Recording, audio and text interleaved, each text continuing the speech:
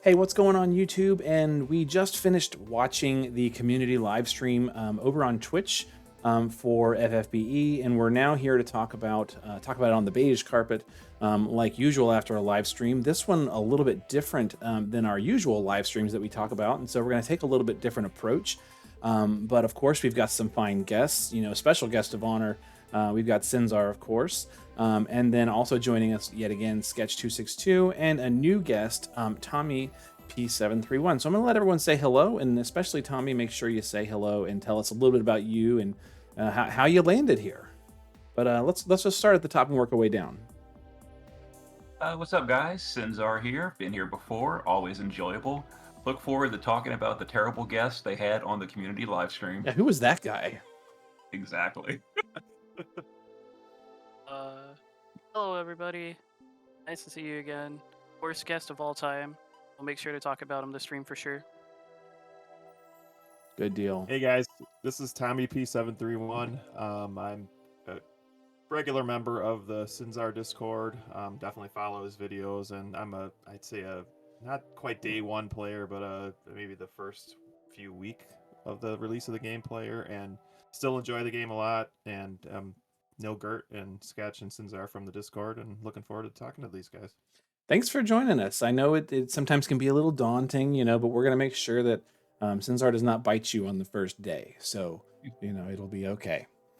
So we just got through watching, one of the longest live streams that they've put on. It ended up being, I think, about 2 hours, if I'm counting right. And it was, I think, a really interesting take on what, really different from what they usually provide for us. Of course, elephant in the room that they had Sinzar on with them. So I guess my first question for Sinzar, I know Sinzar questions for you was the last segment of the stream. I'm going to ask you one first. How did it feel to come on and talk with them on their live format? It was really fun. I got to talk about the game and ask some questions, etc. It was within bounds. I couldn't just go on there and ask them, why is Cleon bad? Or something like that. But it was still really enjoyable, and we got to interact with the chat, etc. And I'm glad they did this, and I really do hope they do this same format in the future as well, with more different content creators, etc. Very good, very good. What about for you, Sketch and Tommy? You guys, not really creators yourself, but obviously you're coming on and visiting with us. How did it feel like for you guys to hear Sinzar, who you normally hear in other capacities or interact with in other capacities? How was it for you guys to kind of watch and participate in that way with him here? You want to go, Sketch, or you want me to jump in? You can go first. Yeah, I mean, I really liked it. I think it's definitely a different take on Sinzar, because if you've ever kind of listened to his videos, it's it's either a weekly news video or it's here's a way to clear the boss. And so getting a little bit more into the kind of what he likes about the game, and what are his favorite units in the game, and what does he like as far as the content that makes him want to keep playing the game. I thought that was really good, and I would like to see more of that from different content creators as well, just to get more of a community feel to the game versus just kind of like a here's the content for the week, boom boom boom kind of thing, which they're typically in their live streams have. Yeah, absolutely. Sketch? Yeah, so I was happy that Sinzar was like actual Sinzar and wasn't like, I'm gonna be happy-go-lucky about every single thing. Everything is perfect. All units are amazing. Pull for everything. Because that's obviously not the case, and they know that's not the case, right? So it's an official live stream. There's probably an NDA and stuff like that. I'm glad that they weren't like, hey Sinzar, if you're gonna be on this, you have to be utmost positivity about every single thing that we go over. I'm glad that wasn't a thing, because that people that know Sinzar, we would have known would have not been the case. Yeah. Which is not a bad thing, right? I just think it's better to be realistic with people, because companies already have a certain level of, so we're saying this, they have a certain level of fakeness that you have to have when you're representing the company as a whole, right? Because you can't just be negative all the time, because it's just bad for the company, right? And it's good to have a balance because like obviously there were things that Sinzar was happy about on the stream for sure, and like he was positive about, but like it's not everything, right? Which is good because like more people can't like they can't. People already joke about Sinzar like working for Gummy and stuff already, so like we don't need to fuel that fire anymore. So I thought that whole like course of action that they led through this was like really good. So I was pleasantly surprised. Yeah, I think knowing Sinzar from like our one-on-one interactions and on videos and things like that, I feel like we really did see who you were come out. Like you shared your thoughts that you share with all of us all the time. So like I thought you did a great job. So congrats on that, and I hope that it was a fun and meaningful experience for you for sure. Thank you. And I will say, just real quick for people, we talked about this briefly before the video, but people curious, the stuff I said, they told me that I'm allowed to give like my honest opinions about stuff. So, exactly like you said, it wasn't like just fake hype or whatever. I was allowed to speak, honestly about how I really thought about stuff.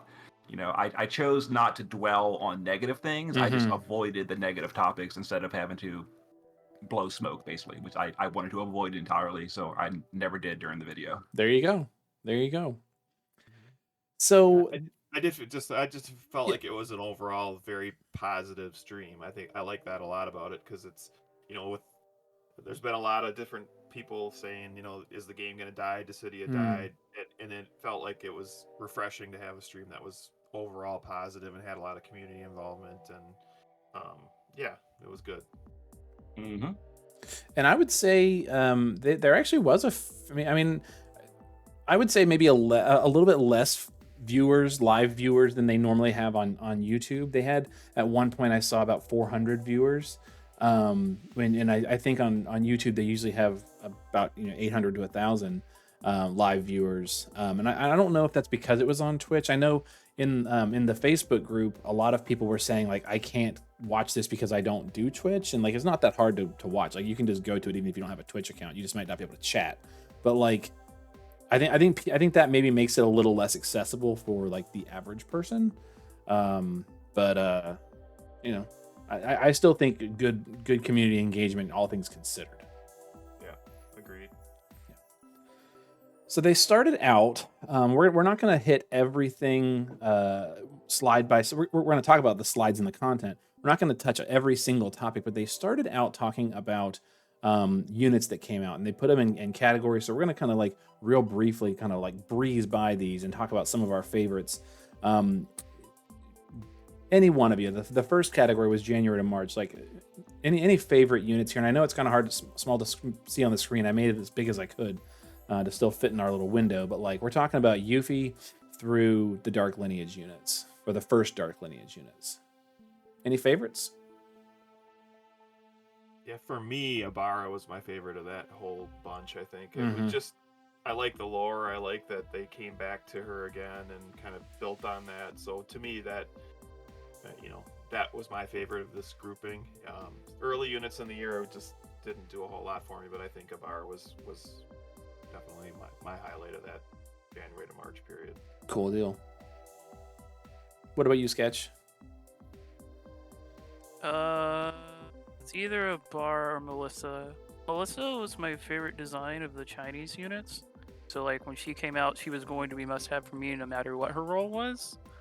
So the fact that they made her into, like Sinzar said in the actual stream, was made her into such a good unit that like you want to actively bring all the time is a big deal for me, because it's always cool when you can use your favorites, especially in the non-DPS roles, which is one of the reasons I'm happy we didn't skip Celeste's upgrades, because I can use her more now. So I just thought Melissa has a great kit, and the sprite looks really nice. And Bara is just one of my favorite global exclusives. She's either my second or third, probably third. So it was really cool getting a new version of her, because like I was on stream talking with you about Ibarra when Mm-hmm. she came out and how hyped I was. I was like, oh, that looks sweet. This is a must-have. I don't really care. We're gonna pull her anyway. Mm-hmm. So like, that was really. It's cool getting a couple of good releases this year that like I'm like openly excited about, and we got more this year. Yeah, So that's cool. this is only the first batch. Now, Sinzar, I know your favorite is Lunar Festival Cleome, but I'm really surprised you didn't say on the stream Vacation Voyager Fina. Oh jeez. Nah, for me, as far as character, it's Bart's, but Yeah. in terms of actual use, it was also Abigail and Melissa are Mhm. the two for me. Ibarra, I mean, she's good, absolutely top unit. I use her all the time. I'm not quite as much of a member of the Ibarra fan club, so not my favorite, but she's good. I certainly can't deny that. Yeah. I like when they add the lore a little bit. That for me helps me connect with the unit a little bit more than just and a lot of the units like Bart's and stuff. If you've played those games, you already have some relationship with them. But when you're trying to sell a new unit in, especially one that you want to have be meta for a period of time, I think having the lore like Hio has, that helps to me sell it in, for me at least as a buyer. Mm-hmm. I think for me, maybe this is a different take, but like I really like Sonnen.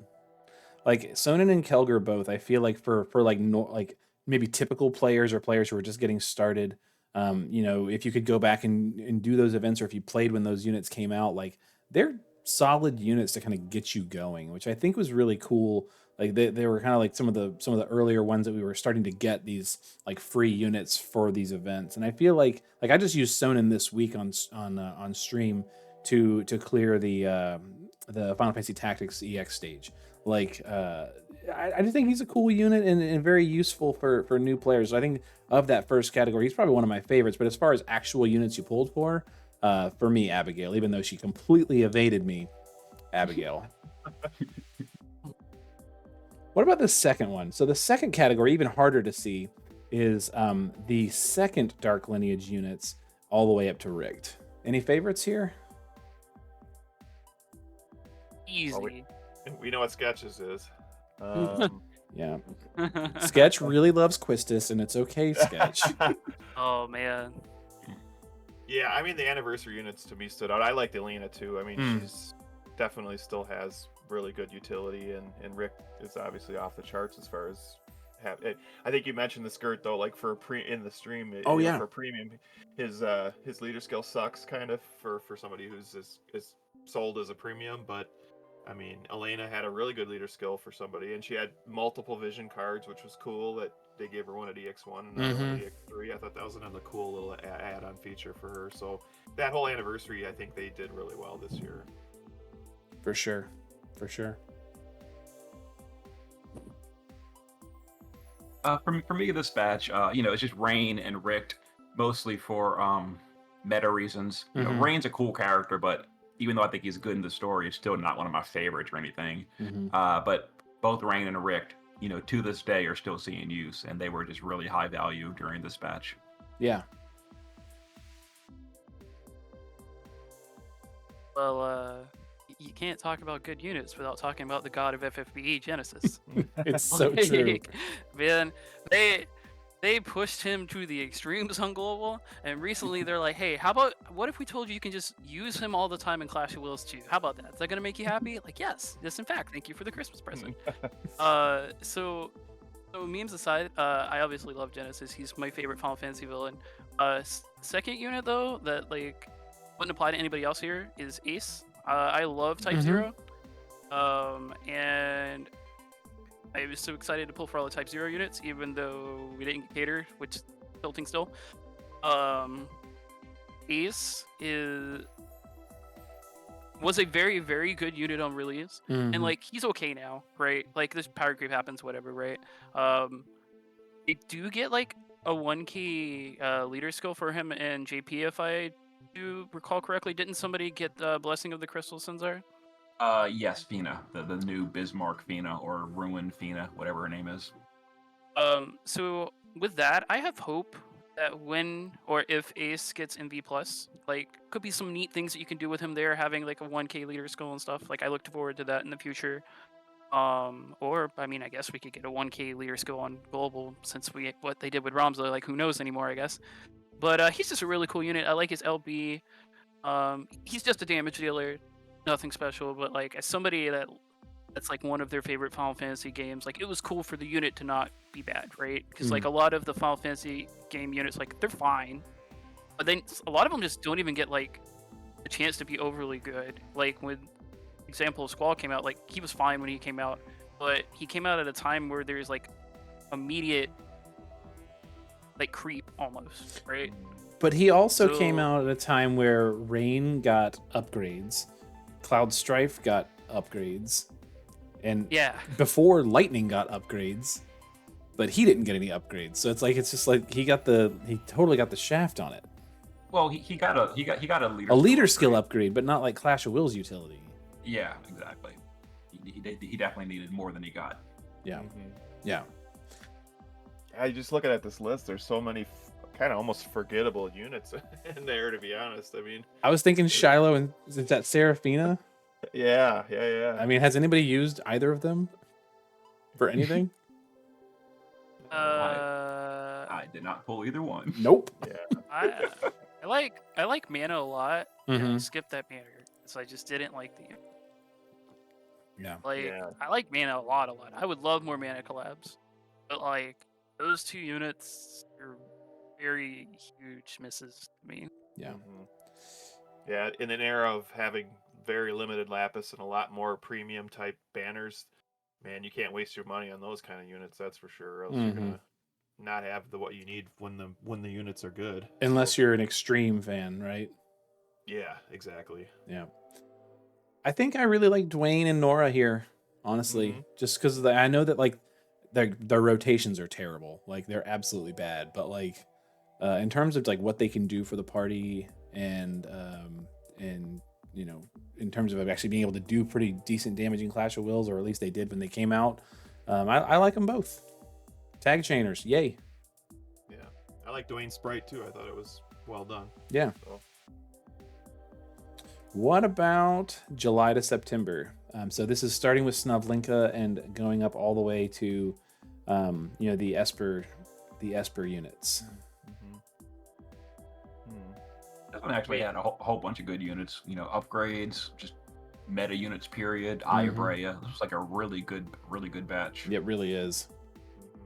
Yeah, I just have a real affinity to PlayStation from just 25 years ago or 30 or whatever it was when it kind of released. And Parasite Eve was a great game, and Resident Evil was a great game on the original PlayStation. So for me, this is a no-brainer that they finally brought something like this to FFBE. So yeah, I mean, I would have wailed her to EX3 regardless, I think, but it was cool that she was done so well as to be such a good unit as well. Some duds though too. upper right corner there. Can't actually see who that is. It's Who is Kier. that? It's Cure. Oh Lord. Yeah. Like they put Buffon on there too. Technically, you could have gotten Buffon in there. Yeah. This match is like super easy for me. Like, Alphasi might be my favorite global exclusive. Mm-hmm. Like the character, maybe not necessarily the unit. Right. So the unit is great. I really can't complain compared to like a lot of other units how she was treated at all. Like when I was we were getting ready for the stream, I was like, man, if she has tag chaining with the crows, I'm going to be so happy. And then they showed the limit burst. I'm like, all right. If that's not tag chaining, then like I'm gonna be mad. But the other thing was, and like isn't probably a popular one, I really like Snovlinka in the story. And while like it's not OP or anything, the buffs were cool to like play around with and like made her way more usable than she was on release. Yeah, for sure. Yeah. I mean, my other unit that I would say in this grouping would be, and I love the original design of Ella Spears, and I didn't pull for her because I was, I felt like there was better units coming. I think definitely not Addison Rae, but I think I was looking ahead to maybe like Parasite Eve collab potentially coming, or other collabs coming that I wanted to pull on, and I didn't pull for Ella Spears, and I kind of regret it now because I do really like her. I liked her first sprite. I like this sprite. I think it was just a well done original character. Well, and they also said, stay tuned next week for more information, hopefully, about Ella Spears. Kind of cool. Yeah. I didn't pull for them at the time because I was trying to save resources for what was coming next. But I really am enjoying Vanille and Zaz right now. Like, just the combo of what they can put out for you on turn one is just really cool. And I didn't realize how cool it was at the time, but like now I'm really appreciating it now that I've got it going on. And yeah, I think those is a good pair of units. Definitely. All right, last one of the batch here, and this is Esper Tyvis, DD of War Tyvis, all the way up to Final Fantasy Tactics, but some doozies in the middle too. But with the Final Fantasy 1, 2, 3 banner, which was missing some units, and then also Power Crept Treasure Hunter Lock. What do you guys like here? I mean, excluding Hyo, because I think the obvious answer is Hyo, right? For me, I think Chao is really really well designed. He does still suffer a little bit in that although Water does have a really powerful Dark Visions team right now, on the whole, Water is still, we're not there yet. I feel like, but the unit is really well designed, and I'm pretty happy with him. And he's also pure magic, which a lot of people complain about. Like, you can't take some of these units to Dark Vision stages, and you can take Chao. People do enjoy that. Yeah, I mean, I think what the unit I think that I have been the most pleasantly surprised with is Vern, King Vern. I think he's got a lot of more power than I would have figured he would because I felt like this was just another collab. They were rushing out there, and they kind of had back-to-back weeks of 3 units or whatever, and I was like, oh man, who are the good ones? And I felt like he was definitely, with Dai, was probably the cream of the crop as far as that batch of units. But yeah, I mean, I'm looking forward to Orlando. I mean, he's not here yet. I love Tactics. It was a super fun game, and I'm looking forward to Orlando too. Hopefully this week. Yeah. So I'll start with some good news. We know that Orlando's this week because they put up a little thing that says that he comes out this week on the official channel. But the reason I mentioned that is because it's Ramza for me. The buffs to Ramza are really cool. They're not the most game breaking thing on the planet, but as somebody who also likes Earth, whether Earth is a bad element or not, it is. Having a 1k leader skill for things like Tsukiko, which is also one of my favorite units, and just liking Tactics as much as I do in general, besides Orlando. This is really cool. I got very lucky pulling for Ramza too, which helps when you don't do bad pulling for your favorite characters. And I look forward to using Ramza a lot. I hopefully am able to use him in multiple fights coming up in the near future. Please give us a good Clash of Wills Earth unit to add to the team. That'd be pretty cool. You see, if I can interject for just a minute to Please. Sketch, do you really think his buffs were good though? See, for me, the issue I have is he suffers from the same syndrome as Wondrous Flash Lightning suffers from. They buffed the wrong form. His base form, his LB, is this goofy 3-hit non-chaining frame thing, and his shifted LB is the proper chaining. Same problem as Lightning. Lightning's base form is, at the very least, the 1-hit capper, but the frames are cancer, and it's I don't know why they don't buff the shifted form, the chaining LB, the one you would much rather be using. And it frustrates me that they buff this goofy, dumb frame base LB. I assume it's because that one is non-elemental, and you can then theoretically cram them into other teams. So I should. Sorry. Or buff both. Yeah, I agree. Because Hyo got morale to both, right? So I should have changed what I said. I meant more of the buff to the leader skill was good. Maybe not so much the kit buffs. Oh, okay. Yeah, like I'm not like overly happy about the kit buffs for the reasons that you said, but I really like the leader skill buff because I feel like leader skill buffs is a good way to buff things to make them last longer because DPS fall off. But like if he is the like de facto Earth leader and we get several good Earth units to follow under him, like for people that play JP, the leaders are like if I'm correct me if I'm wrong. The leaders are lower DPS than the people that are under the leader skill that come out.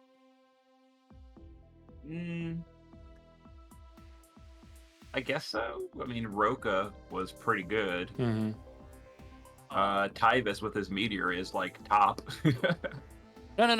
I meant on JP. Oh, Like on the JP. the 1K leaders aren't the 1K leaders like slightly weaker than the units that they're come within their category or whatever. Well, okay. So the original 1K leaders, the Rain and the Fina, that came first. They're less than Neo Visions Plus to be expected, but they are basically above every other regular Neo, which they are as well. It's the newer ones like Jacked and Yuna that are just dramatically behind the existing Neos. I guess they're being like more like Saz type units where they're here to buff everyone else, not do personal damage. So I guess what I'm trying to say like with Ramza, I'm hoping that like yes, Ramza doesn't have the highest DPS in the world, right? But I'm hoping this sets us up for a early good Neo Visions plus Earth unit. And it could be kind of the same thing where that unit is extremely strong, but you want Ramza on the team for the leader skill. And then like he can add on some stuff like in his kit, like the team. But that's kind of what I'm hoping for. I'm hoping we get a very strong Clash of Wills Earth unit that's stronger than Ramza is. Right? Like something around Ayabrea's level. Or maybe I guess we hit new power creep kinda. They could go even higher than that.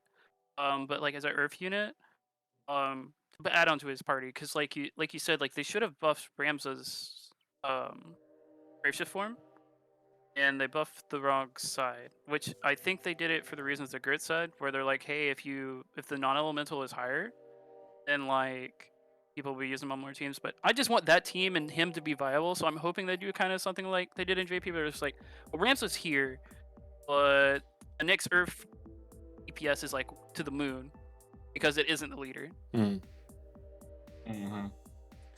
Now, one thing that is unique about this batch of units is that this batch of units is when the video summons came out. So I'm just curious from all of you guys, have you gotten any of these units on video summons and which ones? I had amazing luck on video summons during the Dragon Quest Die. I cleaned the whole banner of the second week. I got Vern, I got Die, I got Leona.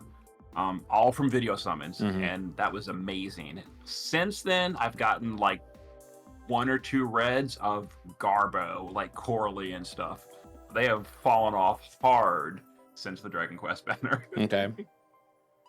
Yeah, I mean, I definitely was very bad during the Die collaboration. I did get 2 Frost Verituses like within like 2 days of each other, like 3 days of each other. So I felt like that was pretty lucky there. But since then, it's been all reds pretty much for me. Just rainbows and nothing to speak of. I mean, I feel like I'm getting the same rainbows too. I don't know if you guys are getting the same sense, but man, oh man, I'm getting a lot of like Myras and just like Hess Rowans, and it's like, oh my God, just give me some better ones, at least to get some kind of fusion going to get at least some NVAs or something. But or TMRs and STMRs, yeah, something that's useful for sure.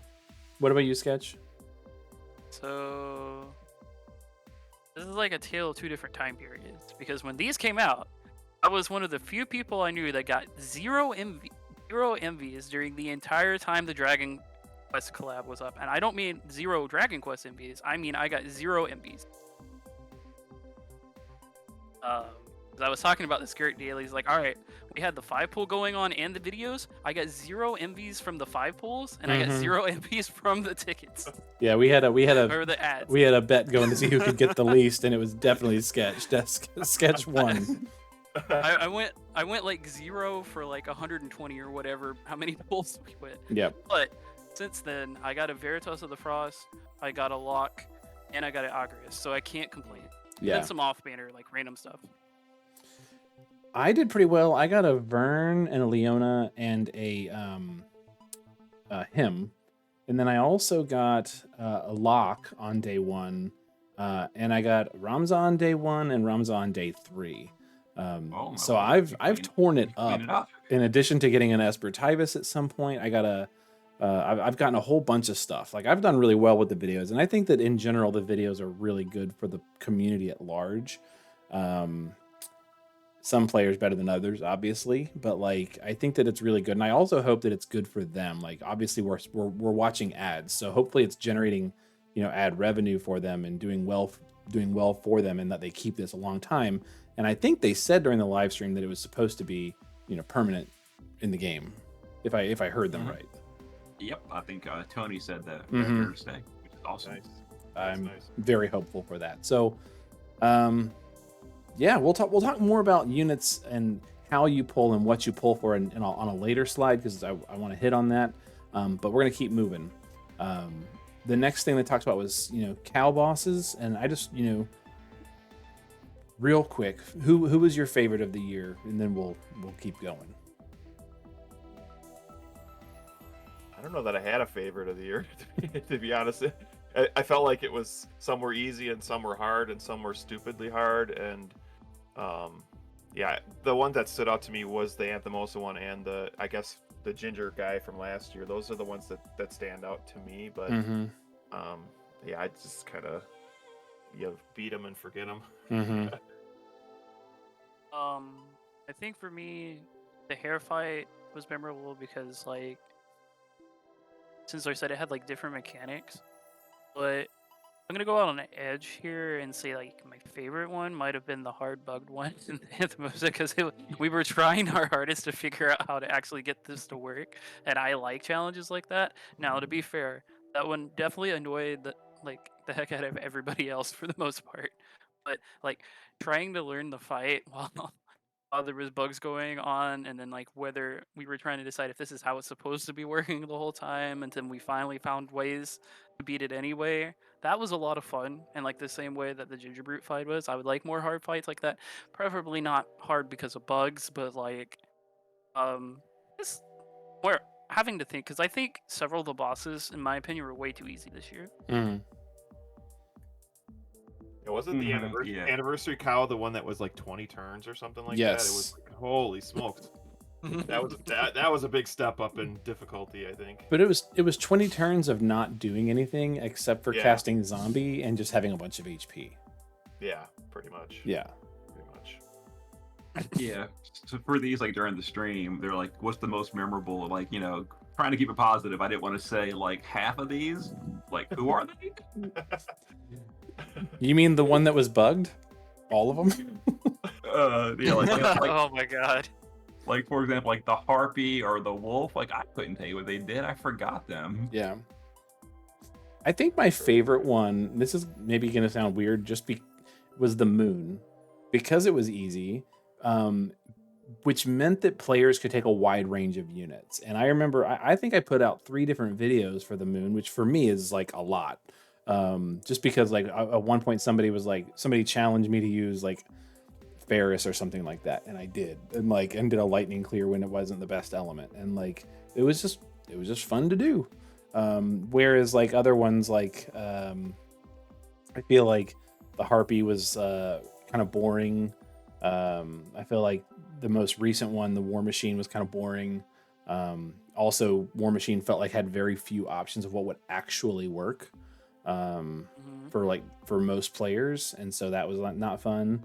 Nobunaga again was the start of what I feel like is my least favorite mechanic in Clash of Wills, which is where the boss just heals for 90% of its health on certain turns, and if you don't have one of the 2 units that can deal with that, too bad. But I feel like the moon was fun.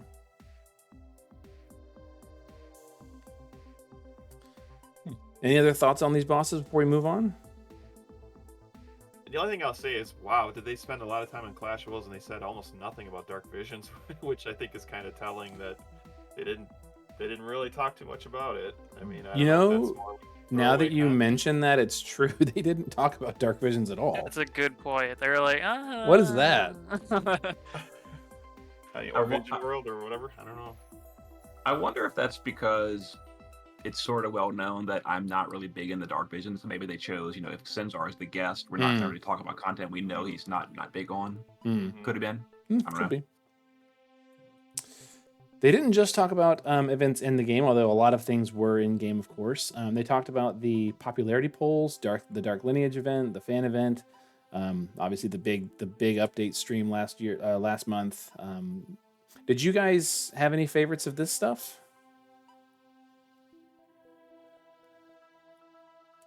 I mean, I always like popularity polls, but I don't think that's like so amazing that it stood out to me as something that was the coolest thing. I agree with Sinzar that the survey was a good step. I think they should do that on a regular basis to see how they're if they really care about making progress or hearing what people say and making changes to help with that. Then I'd say you'd have to do more than just one survey, to see if you're making progress against what you think is important.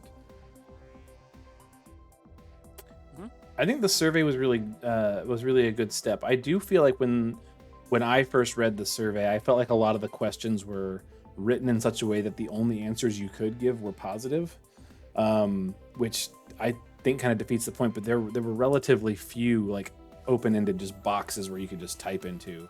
But I do feel like it's useful because you can at least see, well, what do people like? Just maybe not a whole lot of space for us to say like, well, what doesn't work or what do we wish was better? I think the one I picked apparently wasn't even this year. I have a terrible sense of time. I thought it was. It seemed recent to me, but apparently it was years ago. I'm being told. Which one? The virtual fan visit thing? Oh, it was last year, I think. Oh, was it? Yeah. Okay. Yeah, it was definitely. I mean, I don't think it was in 2023. I think it was in late 2022. I can't remember exactly when. I also did not get an invite to that one. So yeah, I don't know. Kind of spaced it. I went to the fan event though. That was super fun. So I think for me that was definitely the highlight of the year, and a lot of fun. So I'm glad they did it. Yeah, I would love if they did it in like the central U.S. so like more people could kind of come from different sides to meet in the middle, sort of thing. Because that would be great for people like Barry or people in California or us in the Midwest or whatever. That we have a little more accessibility to it versus Florida or California or New York or wherever they might have it. Yeah, and they showed some pictures from the fan event too. Good stuff, exciting.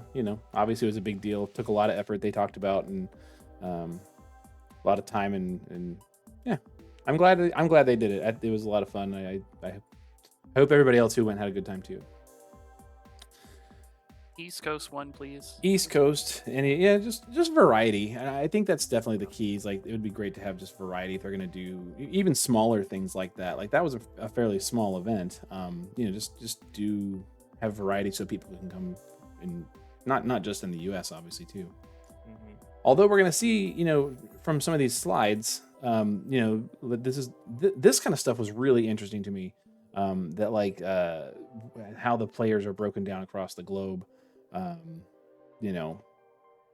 really surprised that Taiwan was second. I don't know why that surprises me so much, but it does. But yeah, is this surprising to you guys?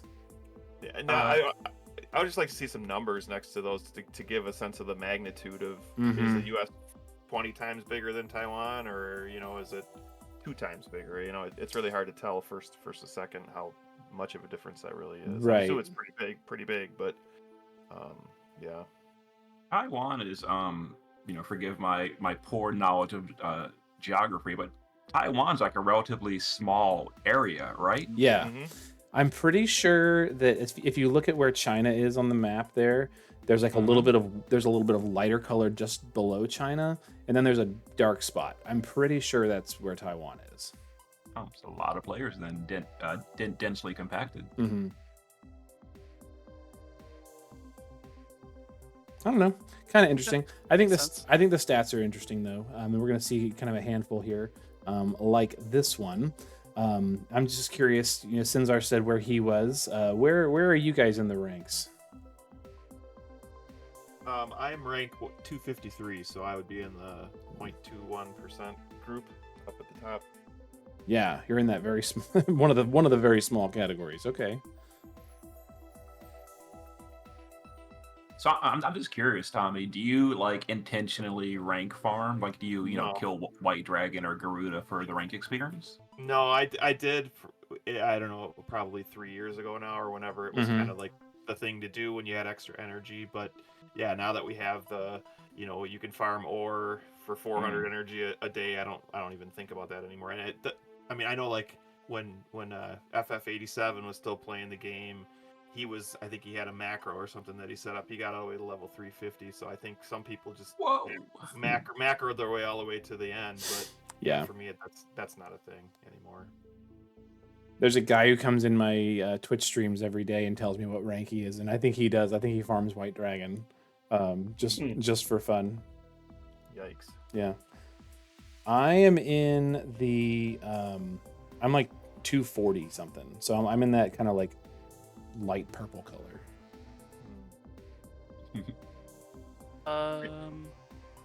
So I just loaded up my game to check. I'm a decent bit behind you guys, and I thought I played a lot. I'm 217. 217. Okay. Still, I mean, you're in that purple category. Yeah. I've never did any of like the grinding for like even back in the day though, for levels or anything. But I think what's interesting is you compare this to the next one, which is you're playing history. So, Sinzar, you said you're in the kind of that hot magenta color at the top right. I am as well. What about you, Tommy? Yeah, I mean, I would say I think I started in July of whatever 16 or whatever. So I wasn't, like I said, I wasn't the day one, but I was still in that Magitech Terra era of like the freebie giveaway in the start of the game. So, which I then fused into Oblivion, but I did get her at that point. So yeah, that was probably the first month or so. Yeah. I'm in that pink color as well. Yeah. What about you, Sketch? Yeah, I'm same. Yeah. So we're all starting the same. Yeah. Didn't start day one, but like not too far after. Yeah. Yeah. So I think that's interesting then, because we're all kind of like a smattering of where our ranks are. I mean, we're all like in that upper area, but definitely not all in the same category. But just interesting because, like they said, like, and like you said too, Sinzar, like it's kind of spread out fairly evenly, not like totally evenly. Like obviously that year two was people who started in that year two are a big category, compared to the people who started in the most recent year, or the 21 year. So like it's just, I don't know. I think it's interesting how your player rank kind of plays out there, as far as like the duration.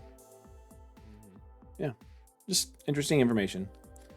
Some more interesting information was this. I thought was really surprising too, where players spent the most of their lapis pulling on the banners. Not necessarily. I think they said not necessarily obtaining the units, but just where they spent their lapis. Did I hear that right? Yeah, this is the lapis spent on either step ups or summon banners for these units. It's not related to how many you got. Yes. Just how much was spent. Yeah. Okay, that makes sense. Because I got 0 Elenas. I got the pity, and that was it. Gosh, yeah. Same. Yeah, it was rough going to get to EX3 on that one, but not surprising though, because I feel like what's interesting about all three of these units is that they all had powerful at the time and flexible at the time leader skills. Ifar is the least flexible, right? Because it was just dark mages and dark category units. But like Reigns was very flexible, like probably the most shotgun approach of all the leader skills in the game. And Elena's is probably the second best, just because of how many Clash of Wills units there are.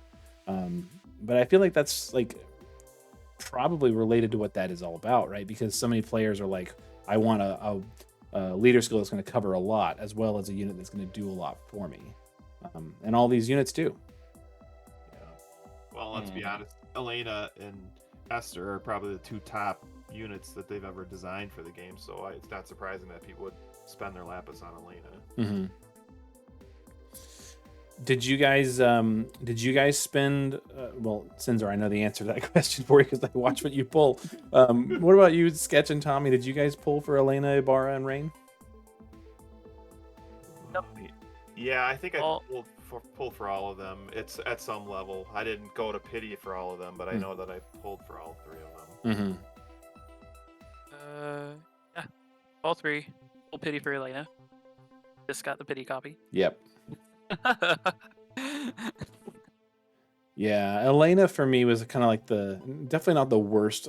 I mean, I've gone to pity multiple times. It was not like the worst feeling one that I've had to go to pity on, but like, yeah, it definitely was a hard one. I feel like my pulls for Rain were actually pretty good. I got like two Rain along the way, which was like for me pretty good.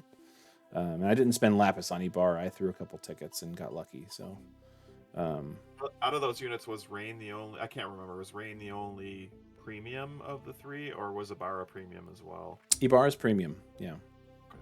So Elena was not though, right? Because she had a vision card at EX1 and a vision card at EX3. Yes, she had a special vision card at EX3, so I feel like she felt really premium, especially with her better leader skill. But as far as like actual like stats and all the stuff that usually comes along with a premium, no.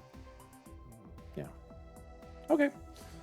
On to the next one, which also sparked some interesting conversation in both chat and between Sinzar and Tony and Justin, was these most popular units. I'm not surprised by this list at all. Oh, really?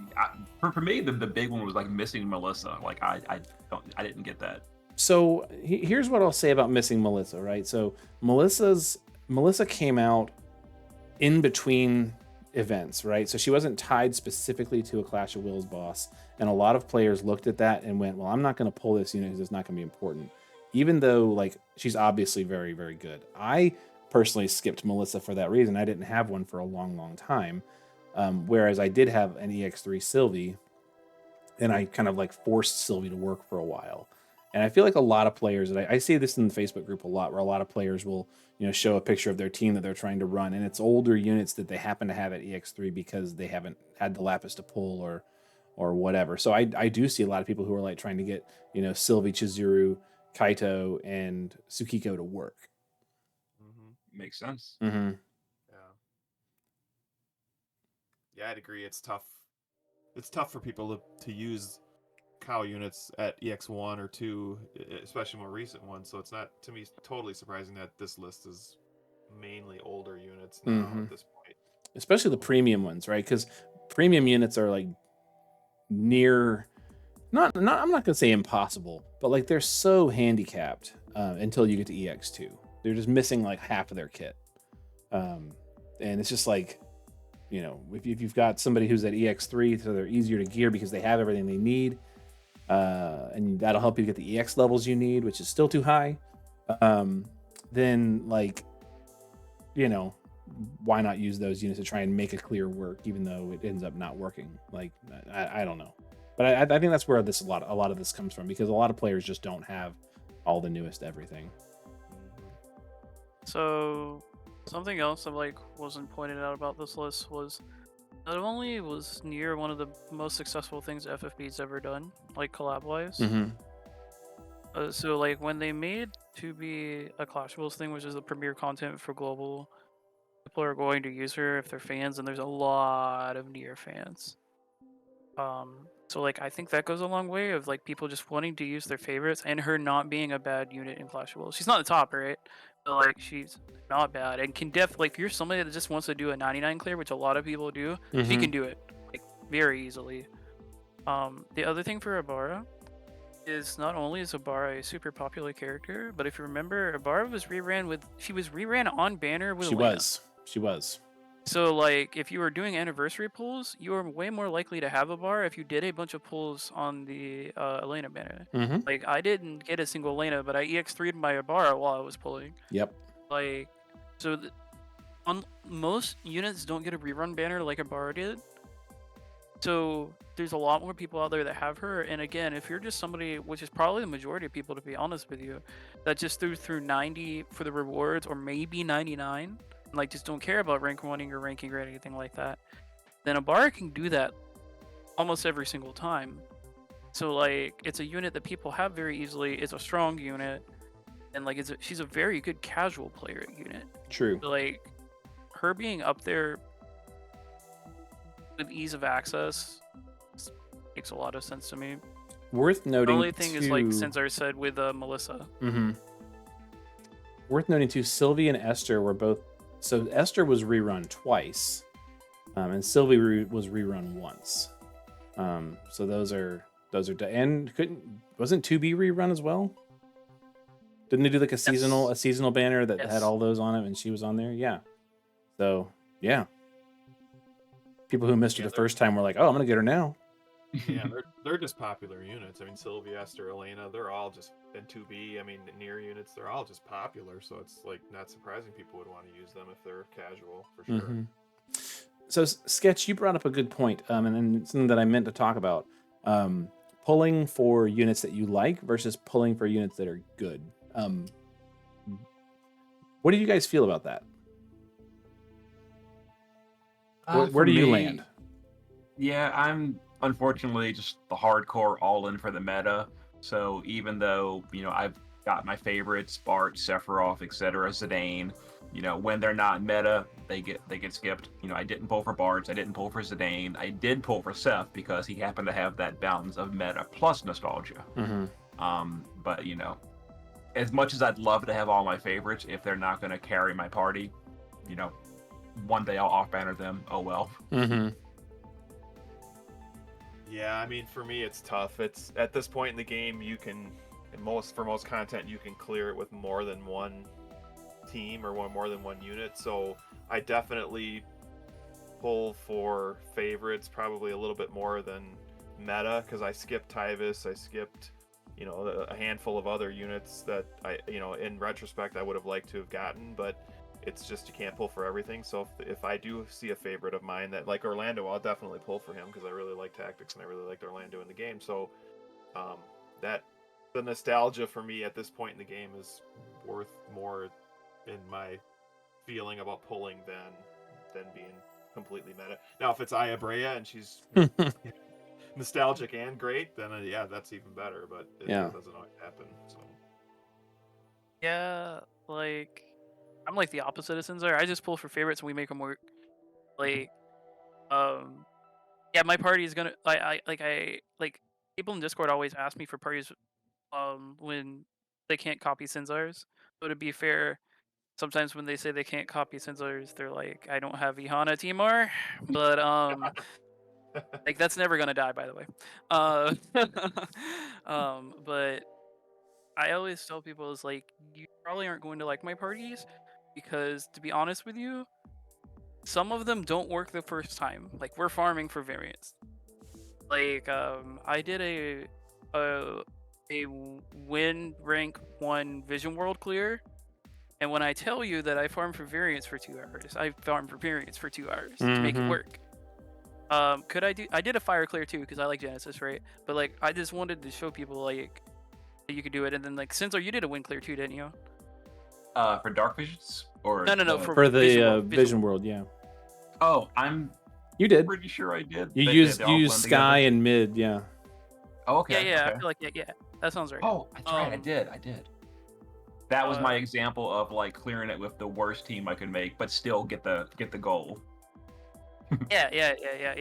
Like the team I was using was bad, but like I just felt like using units that I like. So like it's very important for me to like the units for the most part because I just like nostalgia is a big part of why I play the game. So like while I do like some global exclusives and like I get some attachment to some global exclusives too, right?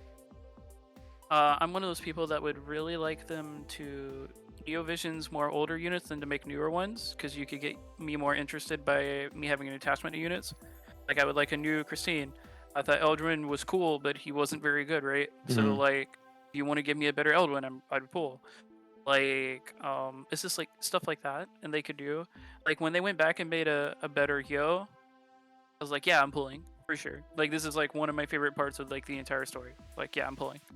Like it's very easy to get me in with like stuff, but like I also have no problem skipping a bunch of units. Like I didn't pull for Tyvis, didn't pull for Squall. Like I know Squall wasn't meta, but like FF8's very popular, right? Mm-hmm. I skipped a bunch of the Clash of Will units on release, like Dwayne, I didn't have for a while. Like sometimes you get spoiled and like your favorites are very good, right? Like I like Iabrea, I like that series. Love Genesis. Genesis is OP. I was very happy about that. Like you get lucky and like people get buffed. Like heck, like like Malphazy or random shout out like Esperish got buffed on global, so I got to use her recently. I really like Esperish. Like the sprite's really cool, and like sometimes those things line up for me where you can do that, right? But you can make not meta parties work. The problem is that it's called meta for a reason. A lot of the non-meta parties are a lot harder to use, and people won't have the patience or won't try to figure out the strategy you have to use for the and like, while there's people like us that like trying new things and like making different comps work, a lot of people just want to get the rewards and get done, right? In which case, yeah, pull for the meta. Like if you're comfortable doing that, it's just a better idea, especially for free to play, right? Like don't pull every banner, don't do a couple of multis on every banner. Save up till you can pity for somebody, or most of the way for pity somebody. Pull for a meta character, make it work. Like there's a bunch of different strategies you can do for this game, which is pretty cool that like they all work. Like if you have to put some more work in for like the weaker teams and stuff like that, but like it's cool that it's at least an option. Yeah. Very good. Some more popular stuff. Vision cards. This sparked a lot of conversation. I saw a lot of stuff going on in chat during this one. I'm not surprised by this list either. It's kind of funny that there are none of the paid cards on here, but I guess that means that like not that many players pull for the paid cards by comparison. Yeah, I agree. Yeah, for me, like I said on the stream, you know, I just get laser focused at the top of the mountain. And I just forget that, you know, the mountain's a triangle. So at the bottom, there's just way more people that aren't there at the top. But these ones that are on here are all, I think, all good ones. They are. For what they are. Yeah. I mean, they're all good. Yeah, they're all good. They're just never the best for each. Like for each category, there's a better option. So, I'll say this: there is a premium card on there. Like the Nier card is the a Nier premium card, yeah. But it's not like it's just number 3 as well. Oh, it's my worst. Oh, okay. Yeah, there's 2 premiums. Yeah. Like the point, like it goes back to like how popular the Nier units are. It just tells you how deep people went for these Nier units because they like them because of nostalgia reasons. So many people have this premium card. Yeah. And I mean, if you're running Nier, then you're running the card. So.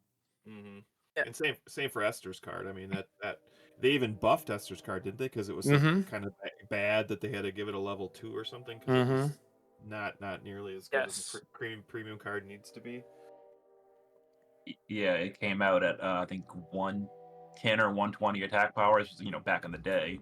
And then like right after that, Knights of Grand Shell came out and blew it away. So they kind of buffed it to be more on par with another premium at the same time period. And then gear. So I think this is hilarious, honestly. I mean, the Crescent Moon Charm is so old. Honor of Grandsheld is a 5-star based STMR. And Riser's Crown's a free unit or a free equipment. Like, so it's a really funny list considering how much other stuff there is in the game. But bottom of the mountain again, Sinzar. Bottom of the mountain here. Yeah. Well, you see, no, number 2 and 3, I completely understand. Because number 2 is literally the highest spirit shield in the entire game. It's the best. It is. And then Sylvie Sword always goes on Sylvie, who got the number 1 most used unit. Makes sense. But like, and Crescent Charm, again, it's like the second best accessory, pretty much. But the Flower of Reunion blew my mind. Like, why? Because it's not even good. It's because there's not that many decent spirit accessories. Unless you happen to have pulled like Ash, right? Ash, Garnet, right. Vermilion Ace is close, not as good, but it's close Yeah. from a 5-star. Yeah. I think that's the main reason why. But even still, I guess like Summoner Yuna's at least gives like LB damage and Spirit. Like, yeah. Which I use a lot on people. So I haven't used Flower of Reunion in a long time, but I guess too many better options. The lack of cow gear does not surprise me at all.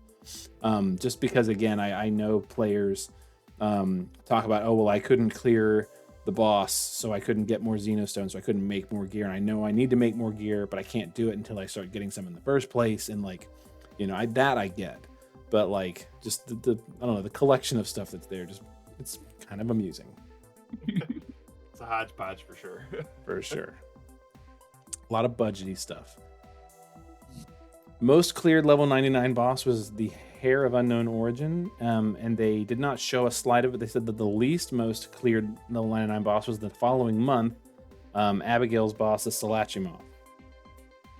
Completely surprised me. Yeah. Totally. I would never have picked those two. I would have guessed that Anthemosa was the least cleared, honestly. For sure. Because even with no modifiers, it still like hit hard. Like turn 1 was lethal on that boss.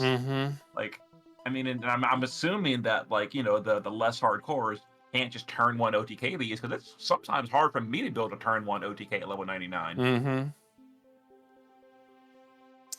Yeah, that was a little sus that Anthemosa wasn't the hardest to clear. I find that really hard to believe, because I mean that was a hard boss and it was like 20 turns, so it was like, what the heck? This is really a dragged out tough fight, you know. And the mechanics sucked, like you said. Yeah, it should have been fixed. I think a lot of times if you're not clearing level 99, it's because you're not paying attention to what the bosses and mechanics do, though. Like the War Machine, if you hit it with magic, it's going to retaliate and wreck you. Like, so don't take mages. You know, like that was a problem that a lot of people had. They were asking me for help. Like, they just couldn't get past turn 1 because they weren't, you know, playing the boss the way you maybe should or could if you want to survive. Like using mitigations, using skills that you need to do, removing buffs. You know, putting up your defenses and So here's something I just thought of, and it's a little grim, but do you think maybe the reason this had the most clears is because it's the oldest boss and the player base has been declining since then? Maybe that's why it has the most clears, because it's just when the player base was higher. Well, this one also came out just after Ginger Buff. And was during Lunar New Year, which usually draws a big crowd. Maybe that's part of it too, but I hear what you're saying. Man, that is kind of grim. I hope not. Is this the one they said 93% of people? They did. It, they said 93%. Crazy. That's crazy high to me. Yeah. Interesting. Who knows? I think that 93% might be 93% of the people that interacted with it, period. So people that just didn't even enter Cow, that they aren't actually registered. Right. Gotcha. Right. Yep. Social media posts. I don't know. Like it's there. I think I find that a little suspicious that they don't include some of these reactions. Like both of these are relatively positive posts, right? I know that some of their negative posts get a lot of interaction too, but yeah, these are good posts though. Past that though, they left it open to some questions for Sinzar, which I think were good questions, and you know I think I'm maybe spoiled because I get to ask Sinzar questions all the time. Sketch and Tommy, do you guys have any questions for Sinzar that you never get a chance to ask? Sinzar and I interact enough. I think I pester him all the time. And, yeah. In Discord, so if I have questions, I'm not afraid to ask him those. So yeah. Other than what do I do if I don't have Hateful Agent? I think I have 8 Hateful Agents now just because of that whole. That's too many. Yeah. Yeah. People can select Hateful Agent. There's no excuse anymore. Yeah. I don't know. I interact with Sinzar like a pretty decent bit. Like, Yeah, this whole crew, like we talk Yeah. almost daily. So I don't want to bombard him with stuff, but honestly, if you've got a question for Sinzar, ask him questions on comments or ask him questions in Discord. I've never seen him to be unfriendly. So exactly. Yeah. Yeah, other than can you look at my units and build a team for me, and those you kind of know, questions you are know what though? ridiculous. One time, and I think it'd be cool if he did this more. One time he made a video out of that, and it was really cool. Mhm. I mean, I just to be fair, I do get those questions. Like a complete stranger will message me. I'll get a link with like their Imager album of 42 screenshots of their whole unit box, and they're like, "What's the best unit here?" I mean, I totally get if they're a new player, they probably Yep. heard that Sinzar makes guides, so they go to me. I'm always friendly about it. I'll direct them typically to the help channel in the Reddit Discord because it's a big public Discord, and the help channel is literally for that reason. Mm-hmm. But it's fine. I definitely never ever get rude with someone or like insult them or anything like that. Never. Yep. You could shuffle him over to Gert's Prepper's channel. He does a good job of getting kind of. It's a good idea. Yeah, helping people understand, some of the basics of the game, right? Yeah. Mhm.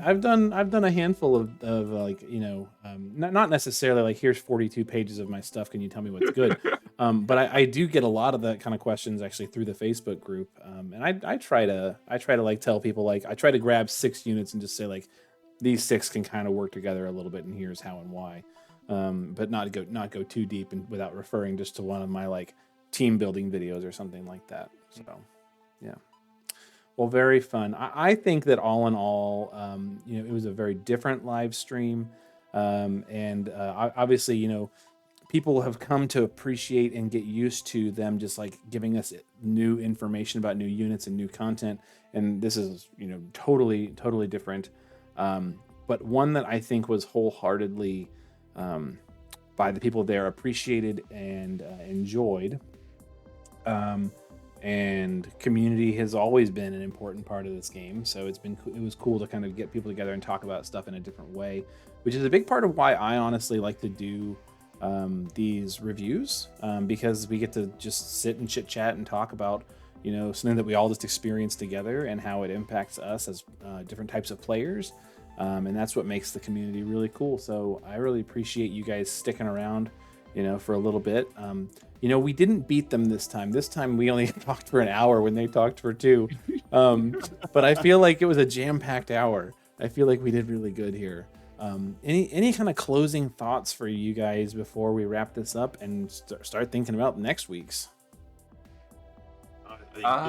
Is it news coming out in about a half hour or so? Nope. News came out 25 minutes ago. Oh, Ooh. wow. Oh wow, I really need to look now. Let me open my phone. Well, I'm a disappointing Tommy when Orlando did not get any buffs. Oh no! way. Spoilers. It has already been revealed in the news. Oh gosh, I'm sorry to hear that. So I guess that'll test my theory of pulling for liking something versus meta. Then I guess I really lucked out getting moved up to the Ramza week. Mhm. So like, Locke isn't by himself. Oh yeah, it's true. Yeah. So I guess Locke gets a partner in the I didn't get buffed camp, just like Zyle got a partner in the I didn't get released camp. So, oh man, that feels bad. Orlando got like a tiny buff in the fact that like he has a 1k skill under Ramza, right? Like I don't know what his Clash of Will numbers will be like, but and Clash of Wills. Well, he has Rebellion, so yeah, Ramza will give him 8,000 leader skill. Yeah, but like, no he does scaling. Have like that kind of buff. So like I'm curious. Like I look forward to you putting calcs up for that if you haven't already. I got to update him, but I will. Like, all right. That's whole other video. Yeah, I'm guessing Orlando will be middle of the pack at best. Looking forward to hearing it though, for sure. For the closing thoughts for the live stream though, it's basically kind of like they said at the end, maybe we do this again. I really hope they do and invite other content creators. I didn't want to give anyone a shout out like who they should invite because whoever I shout out, you get other people like, I left you out. So I definitely didn't want to name anyone, but I hope they choose more people from the community. You know, I definitely don't want to like just me go back every time. I really want it to be other people each week, or not obviously not each week, each triple month or whatever. Yeah, Quarterly. I mean, there's a lot of people who do stuff, and for sure, not necessarily absolutely. just people who speak English. So it'd be nice to have kind of a range, you know, of voices and perspectives on things, because there's a wide range of players out there and a wide range of people who do what we do. So, but Tony did say my name. Yes, he did. Just gonna throw that out gave- there. I gave Gert a shout out. In the You beginning did of the too. video. You did too. It was great. Thank you for that. All right, guys. Well, we're going to get out of here. Thank you for sticking around. And for everybody else who's been watching, I appreciate you sticking around. And we'll be back, I guess, in like before you know it with news about Tuesday. You know, spoilers we already gave you. But thanks again for hanging out. And we will see you in the next one, guys. Later. Thanks, Kurt. Later. Yeah.